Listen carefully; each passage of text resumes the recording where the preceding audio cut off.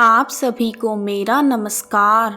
आज मैं आप सभी के समक्ष कार्तिक मास के महात्म्य का 9वां अध्याय प्रस्तुत कर रही हूँ। आइए शुरू करते हैं। बोलो बांके बिहारी लाल की जय। जय श्री कृष्णा।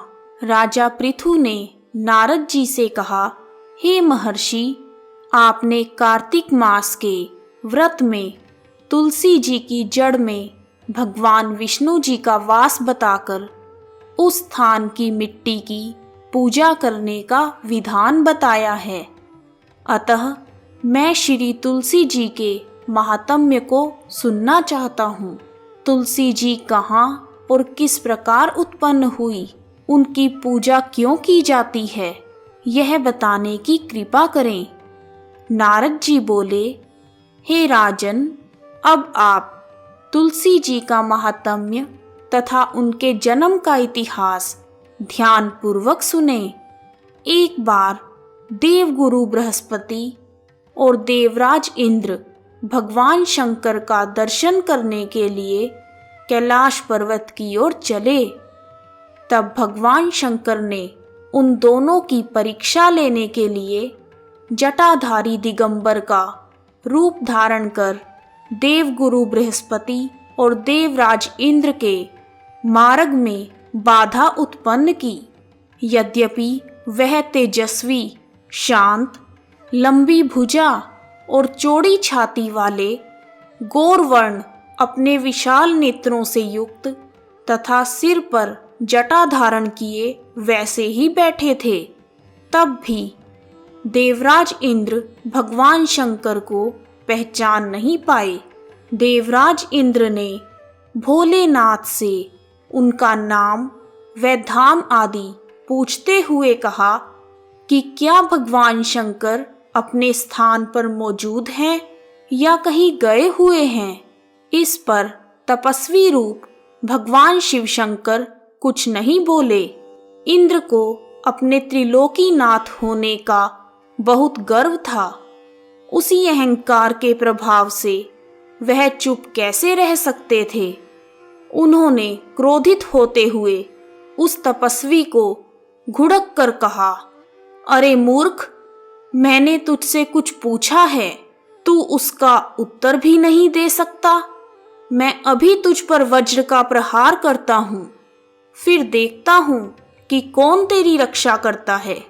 इस प्रकार कहकर जैसे ही इंद्र ने उस जटाधारी दिगंबर को मारने के लिए हाथ में वज्र लिया, वैसे ही भगवान शिव ने वज्र सहित इंद्र का हाथ स्तंभित कर दिया और विकराल नेत्र से उसे देखा। उस समय ऐसा प्रतीत हो रहा था कि वह दिगंबर प्रज्वलित हो उठा है और वह अपने तेज से सब कुछ जला देगा।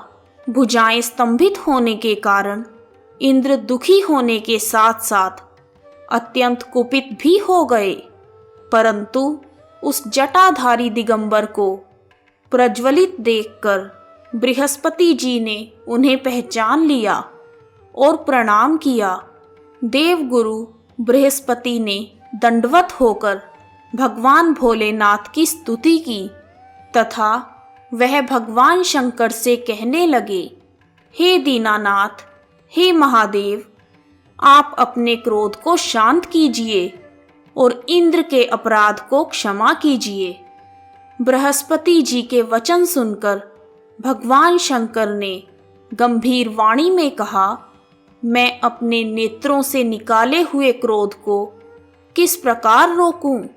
तब बृहस्पति जी बोले, हे भगवन, आप अपना भक्तवत्सल नाम सार्थक करते हुए अपने भक्तों पर दया कीजिए। आप अपने इस तेज को अन्यत्र स्थापित कीजिए और इंद्र का उद्धार कीजिए।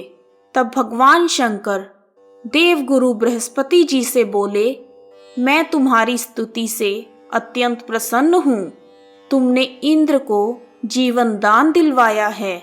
मुझे विश्वास है कि मेरे नेत्रों की अग्नि अब इंद्र को पीड़ित नहीं करेगी। भगवान शंकर ने बृहस्पति जी से इस प्रकार कहकर अपने मस्तक से निकले हुए अग्निमय तेज को अपने हाथों में ले लिया और फिर उसे क्षीर सागर में डाल दिया। तत्पश्चात भगवान शंकर अंतर्ध्यान हो गए। इस प्रकार देवराज इंद्र तथा देवगुरु बृहस्पति भगवान भोलेनाथ का दर्शन करके उनका आशीर्वाद प्राप्त करके अपने अपने स्थान को चले गए। कार्तिक मास के महात्म्य का 9वां अध्याय पूर्ण हुआ।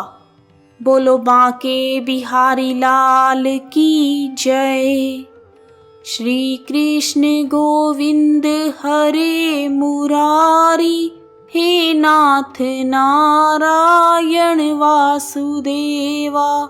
यदि आपको कार्तिक मास के महात्म्य का 8वें दिन का पाठ पसंद आया है तो कमेंट बॉक्स में जय श्री कृष्णा, जय दामोदर भगवान, जय माता दी लिखना ना भूलें।